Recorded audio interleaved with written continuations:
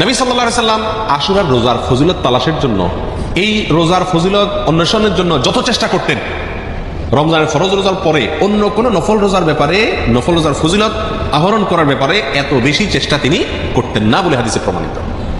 এক বর্ণনা আসছে, নবী সাল্লাল্লাহু আলাইহি সাল্লাম বলেছেন, আবু হুরায়রা রাদিয়াল্লাহু তাআলা বর্ণনা করছেন হাদিসটি, যে সাল্লাল্লাহু আলাইহি সাল্লাম ইরশাদ করেছেন, সিয়ামু ইয়াউমি আশুরা আহতাসিবু আলাল্লাহি আন ইউকাফিরা সানাতাল্লাতী ক্বাবলা। আশুরার দিনে যদি কেউ রোজা রাখে, আল্লাহর প্রতি আমার ধারণা হলো আল্লাহ তাআলা তার পিছনের এক বছরের গুনাহ মাফ করে দিবেন। ছোট ছোট যে অপরাধগুলো হয়ে থাকে এগুলো আল্লাহ তাআলা মাফ করে দিবেন যদি কেউ কি রাখে, আশুরার রোজা রাখে। প্রিয় ভাইরা, এই রোজার এত বেশি গুরুত্ব যে মদিনাতে সাহাবায়ে কেরাম ফরজ রোজা ছাড়া অন্য কোন নফল রোজার জন্য নিজের শিশুদেরকে রোজা রাখাইতেন না, বা রাখাইতেন বলে জানা যায় না, কিন্তু আশুরার রোজা তাদের ছোট ছোট শিশুদেরকে দিয়ে রাখাইতেন। এবং শুধু রাখাইতেন তা নয়, বাচ্চারা যাতে রোজাটা রাখতে পারে, যাতে ক্ষুধার তাড়নায় ভেঙে না ফেলে, সেজন্য তাদেরকে খেলনা ইত্যাদি দিয়ে ভুলায় রাখতেন। এইসব কিছু থেকে আশুরার রোজার গুরুত্ব একজন মুমিনের কাছে পরিষ্কারভাবে ফুটে ওঠে। এই জন্য ভাই, মুহররমের 10 তারিখে আমরা কি রাখবো? ইনশাআল্লাহ রোজা রাখবো, আর তার সাথে 9 তারিখ মিলিয়ে রাখবো।